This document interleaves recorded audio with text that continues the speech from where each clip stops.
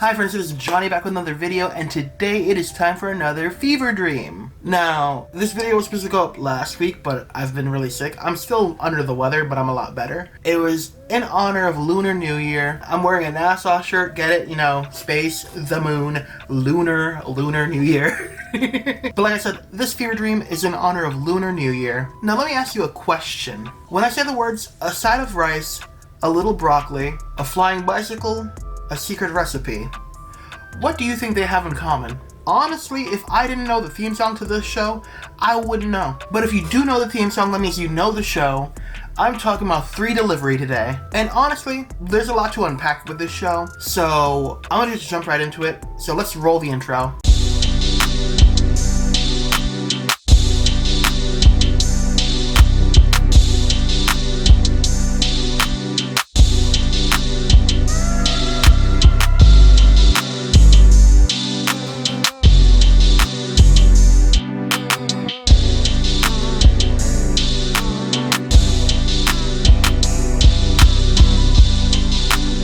To save some time, let's have the 3 main characters explain the story. Years ago, our Nana was trained in the ways of magic.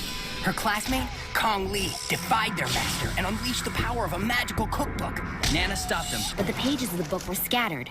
Now Kong Li is back to recover the pages and use them against Chinatown. That Wu's garden, Nana trained us to stop it. We 3 have the power to save Chinatown. And the world. Okay, get it? Kong Li's the main bad guy, Nana's the good guy. But wait, there's more. Their Nana erected a force field around Chinatown to keep the magic in and keep the world safe. She also adopted our main 3 characters, Sue, Sid, and Toby, from the foster system and trained them to keep Chinatown and the world safe. Now, knowing all of that, we could jump into it. Our episode starts with Chinatown being plagued by earthquakes, which causes Barney, Nana's grandson, and local dumbass to say this. You guys feel that? I must be really hungry.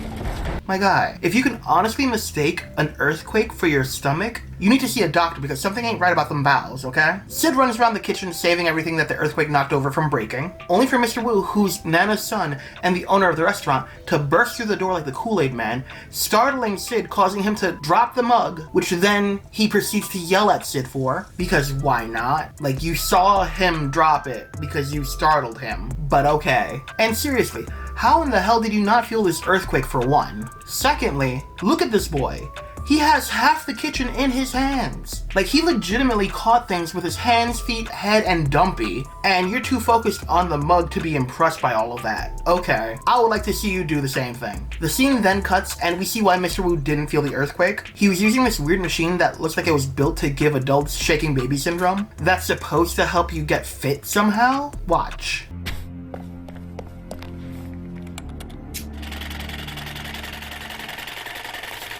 Welcome to Get Fit. Ready to get pumped up? Yes! Do you really want it? That's what I said! Why don't you listen to me? Which, I'm all for self-improvement, okay? I need to work on myself too. I just don't see how a vibrating cummerbund will help you with anything other than giving you a stomachache, honestly. We find out a few things after that. A, unfortunately, even in a cartoon, people don't seem to care about minimum wage workers because there are people still ordering food during, like, a natural disaster. And these poor kids have to deliver this food through the city with earthquakes happening every few minutes. B, the earthquakes are causing huge cracks and crevices to form. Like, you have to walk around them like huge, like, holes that aren't just potholes, they lead down, okay? Like, these bitches lead to the depths in, like, Tears of the Kingdom. And C, not only that, but the earthquakes are causing literal pillars of rocks to, like, jut out of the ground, which can potentially hurt somebody, or worse. Sid sees an explosion in the distance and follows the red smoke to the well in the park, and sees a creepy old man standing over it, and doesn't put 2 and 2 together that that's clearly Kong Li, the villain, that he knows about by this point. Like, honestly, yes, some other elderly man is just going out during constant natural disasters to hang out in the park, stand over a glowing well where red smoke is emanating from. Makes perfect sense. We cut back to the restaurant and we see that Barney is, yet again, too dense to even register the fact that there are earthquakes happening. Who's garden? Free delivery. I can spirit. Okay, with free delivery. But okay. We get this funny clip where Mr. Wu's workout tape is clearly possessed because she reacts to the world around her. Oh, spare ribs. I see that! We then see Sid tell Sue about the old man he saw at the park, and yet again, neither of them can put two and two together to realize that it's Kong Lee, who again they both know about already. And honestly, I'm starting to feel like everyone in this show is really dense except for Nana. We also find out at this moment that Sue has a crush on Barney, which is a little weird honestly, because remember, Nana adopted Sue, Sid, and Toby, so technically she's Barney's adopted aunt. She's not blood, but it's still weird, you know what I mean? Then Nana comes in, and with her help, they finally realize that the earthquakes are magical. But of course, they don't tell her about the creepy old man by the well, so she can't tell them, are you stupid? It's Kong Lee, obviously. So they're still in the dark about Kong Lee. Toby's been out tempting fate this whole time by jumping over the cracks and crevices caused by the earthquake, and he finally fails a jump and falls into the void. And it really was like falling to the depths and tears of the kingdom, because it was deep enough that no normal person should have survived that fall. But don't worry, he's okay. He's just stuck in a cave system with barely any cell service. Then while in the cave, he falls into a giant footprint and finds some giant scales. Sue and Sid eventually find Toby by using the GPS on his bike, and he makes them this promise if they can save him. Are you alright? Sue, is that you? Finally! If you guys get me out of here, I promise I'll take showers at least once a week. Doubt it. Toby tells him that there's a giant creature in the caves and shows them the giant scale and tells them about all the red smoke that's in the caves, even though we don't see any red smoke in the caves the entire time he's down there. But whatever, because it ends up working out, because Sue ends up taking Sid seriously about what he saw earlier now and has him go back to the well to investigate, while her and Toby go back to talk to Nana. Back at the restaurant though, Mr. Wu killed his clearly possessed tape and decided to cherry pick what it said to do what he wants. I thought you were supposed to be working out, Dad. You need to feed the machine, just like the tape said, right? Which was somebody that grew up in the church, that felt so familiar to things I saw and heard. We find out that the creature living in the cave system is a dragon. That's right, in honor of the Year of the Dragon, I chose the episode with a dragon in it. I planned this.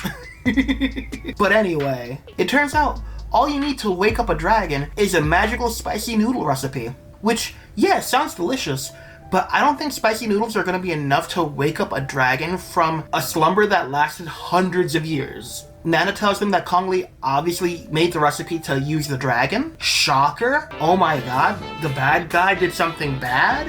What? Who could have known that it was going to be Kong Lee? She also tells them that the last time the dragon was awakened, it destroyed an entire dynasty. So obviously 3 teens can take it on no problem. Meanwhile, Sid's over there investigating the well, and wouldn't you know it, Kong Lee is there just hanging out by the scene of the crime. Yeah, I get wanting to make sure your project is completed, but my guy, there's an entire team after you. Yeah, like 1 teen isn't gonna be an issue, but there's 3 teens and a martial arts expert / sorceress who has a vendetta against you. I would just go home and wait for the deed to be done in the safety of my home. But nope, he's still there at the park. And again, Sid, who has seen and heard Kong Lee by this point, gets knocked down by Kong Lee and still thinks he's just some random old man. That is, until he sees under the hood and, oh my word, it is Kong Lee! Who could have seen that coming? How could anyone have known he was behind this? Me, I knew. It was obvious, you know? Like, he's the main bad guy, he's after the recipes. Recipes don't just magically make themselves. It's obvious. The fact that this guy, who has been taught about Kong Lee, who's probably fought him by this point, didn't put 2 and 2 together like, Kong Lee, like, no, he was just like, oh, an old man, who's just standing here by this bubbling vat of lava in a well with red smoke emanating from it. Nothing weird about that, just a normal old man who's out and about during a disaster. Fun times. They fight. The world starts to shift around them because, you know, the earthquakes are causing rocks to jut out, and Kong Lee escapes in a puff of smoke. Sid goes back to the restaurant to tell the others that it was Kong Lee, but obviously they already know because, again, Nana is the smartest one in this show, which is really emphasized more when Sue mentions the dragon, and Sid is like, Did you just say dragon? I'm sorry, we all saw that giant scale, right? Like, we all saw it, right? if I'm a magical protector of like a part of the city slash the world who has seen magic and like creatures on a regular basis at this point, and then was shown a giant scale, I'll be like, oh, dragon. Like, that's the first place my mind would go. Just like, oh, it's a dragon. Like, it 1 + 1, you know, giant scale, magic and monsters, dragon. But nope, not these teens. They go about their day head empty until that square fits in that circle hole. That's the only logical explanation I can gather for why Sid decided to try to fight Kung Lee by himself. You know, Kung Lee, who was trained alongside his Nana in the ways of martial arts and sorcery? Okay. Knowing how strong she is, I would not try that. I'm sorry. Like, the three of us can be together, and I would still feel underprepared. Sue decides water will destroy this recipe that very much looks like lava. So they dump the water into the lava pool, and out pops the dragon. Kung Lee, who I guess was just kind of hiding in a bush ever since he fought Sid, just pops out, gives the dragon the order to destroy the force field, and then dips again. Destroy the force field! As the dragon launches off looking like an angry Slinky. Sue then decides that they need to use baking soda to put out the fire of the recipe. And Toby tries to steal the idea that we all just heard Sue say. Nana used baking soda to put out the kitchen fire. Maybe we need baking soda. Wait a minute! We need baking soda! My guy, repeating something you just heard but louder doesn't make it your idea, okay? They send Toby to buy the baking soda, and then we see Sue and Sid chase the dragon, where they say this. It's like it's trying to get out of Chinatown! The magic force field. Kong Lee must be using the dragon to break it.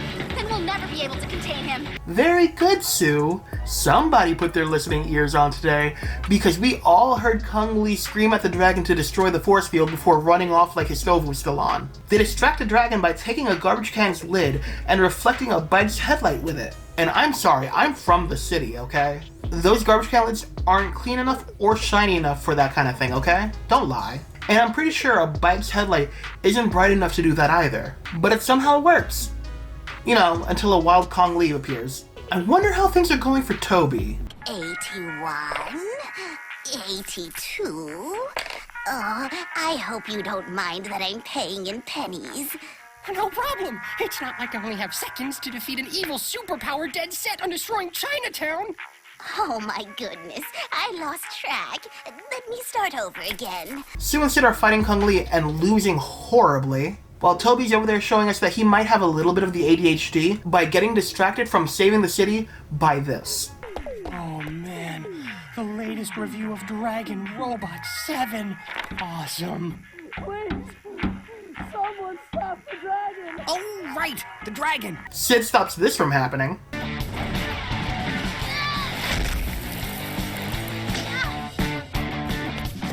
Which was giving... Brother, help me!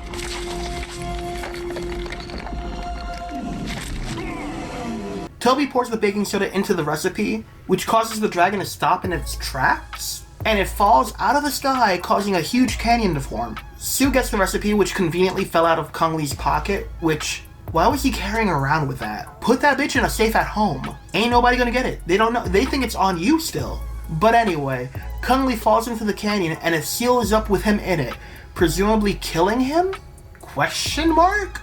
We then get the scene that happens at the end of almost every episode, where Nana puts the magic recipe inside the magic cookbook, and like magic, a comic relief scene happens. We then cut to a happy family walking through the city, where we see a huge crack in the street, where out reaches Kung Lee's hand. Does that mean he'll be back for revenge? Yes, the answer is yes. He is the main villain of the series. This is episode 1 out of like 26. I mean, they talk about him in the intro of the show. They can't really just kill him off, you know what I mean? But that's the video. Honestly, even though it was a very short-lived show, it was one of my favorites growing up. I really liked the very like comic booky, graphic novel style, very grungy look to it. And while it did feel very flat with some of the movements sometimes, I feel like the show had a lot of heart. They touched base on a bunch of like Chinese mythology and stuff, which I enjoyed. And honestly, they left it open for a lot more, but we never got any more. It was just the one season. They had a whole like Darth Vader plot twist at the end of the series. And like I said, there was room for a lot more because there's a whole bunch of other recipes that belong in the book that we'll never see them find. Kong Lee was still out there at the end of it. Honestly, it was a pretty good series for the time. I might go back and watch the entire series. I did watch about 4 episodes of it before choosing the episode with the dragon, because there's an episode in it with a Zhangxie, which is one of my favorite Chinese mythological creatures. So obviously I had to watch that one, and that was when I was going to originally do the Fever Dream on. But like I said, Lunar New Year, it's the year of the dragon, so I was like, let me do the episode with the dragon. And here we are. But like I said, I hope you guys enjoyed this video because I really enjoyed making it.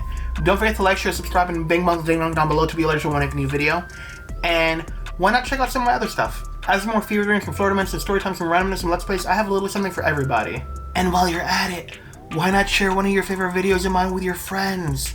We could always use more friends on the channel. But until then, bye! I'm still confused on why Nana never trained Mr. Wu to defend the city, or Barney. She literally chose children she adopted from the foster care system, and she's like, you guys will do. It honestly felt a tiny bit like I'm not putting my family in danger, you know what I mean? It felt a little like that to me, but whatever.